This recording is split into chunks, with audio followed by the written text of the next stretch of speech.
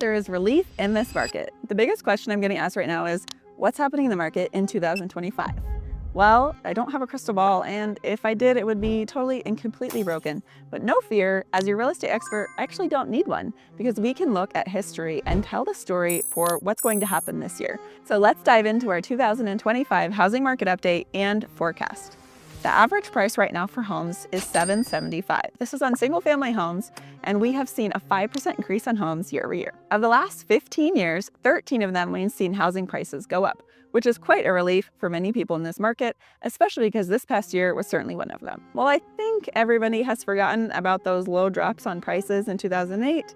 What we need to be reminded of is that summer of 2022, the market came to an absolutely crazy halt with no caution. This is where June of 22 became the peak in real estate. And thankfully this past year, we have seen average prices recover from this. So that means the market is on an up and up. We're down 45% on new listings. But before I get into that, let me talk about the current listings we have on the market. Right now, we're at about 6,500, which is 22% higher than this time last year. While that's great, over the last 60 days, we've seen a huge drop in listings. We went from 10,000 just 60 days ago, all the way down to 6,500. And the new amount of listings that have hit the market in the last 30 days has tanked about 45%. Why? Well, because most sellers that didn't end up selling during the fall season expired or went into withdrawn statuses instead of just hanging out on the market. Meanwhile, we've been properly counseling our sellers to stay on the market because right now we're already starting to see a new wave of buyers start their new shopping experience, and they have our sellers' homes to see. It could take more than 100 days to sell your home. And before we start to panic, let's look at what is happening in the market right now and what happens this time of year every year. This is when we typically see days on market increase. This is where we start to see days on market go up, and this happens from spring to summer and summer to winter.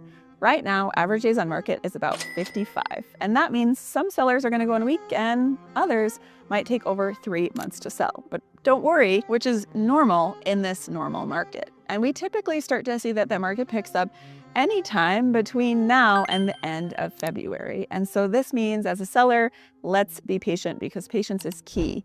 On the other hand, for our buyers, we've seen some other sellers work with other agents and not be patient. They've been doing price drops left and right. In fact, one of our buyers got under contract $100,000 over original list price. Why? Because the seller was anxious, and the only option they thought they had was to drop the price. When it comes to selling your home with an average or normal days on market, pricing your home is about 80% of it. And we look at this market data, it's super helpful, but as I always say, real estate is an art, not a science. These are metrics that can guide us, but they aren't the cold hard truth, which is why you need a fantastic agent who can guide you and counsel you so that you make the best decisions for you and your family. While other sellers are getting anxious, our sellers are staying the course, being patient, and waiting for that fantastic offer to come in. So where is the market right now? Well, we're somewhere in between the highs that we saw in 2021 into mid-22 and the lows that we saw mid-22 into 2023, which is actually the healthiest market we've had in more than 5 years. And we anticipate this year will be the year that people can take more advantage of the market than they have in the past. You see, last year in the Denver Metro, we sold 45,000 homes as a whole. And in past years, we've sold about 10 to 20,000 more on average per year. This was up until about 2012, which means over the last 2 years alone, we've lost out on more than 20,000 people who have and want to move. And this year we anticipate that 1 to 2 year buildup that they've been waiting for will become the year for them to move. And that means we'll see more traffic in the market. This buildup is from higher prices, higher interest rates, and lower affordability.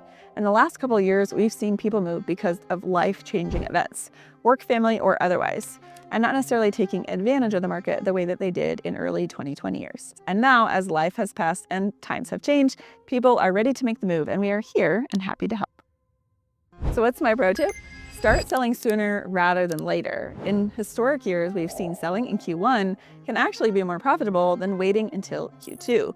Now, some people don't want to do this because maybe their kids are in school or they want to see how the market shakes up and happens. But this window of time could actually be pretty advantageous for you if you're considering a move this year. A few years back, we actually had a seller who wanted to originally sell in February, and by her own accord, she didn't end up getting to market until last week of April.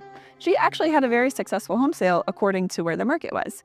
We outperformed any metric that any of the neighbors had at that time. Well, the expectations for what she wanted in her home sale were only something that could have happened in that February or early March market. And frankly, she missed the ball. Why?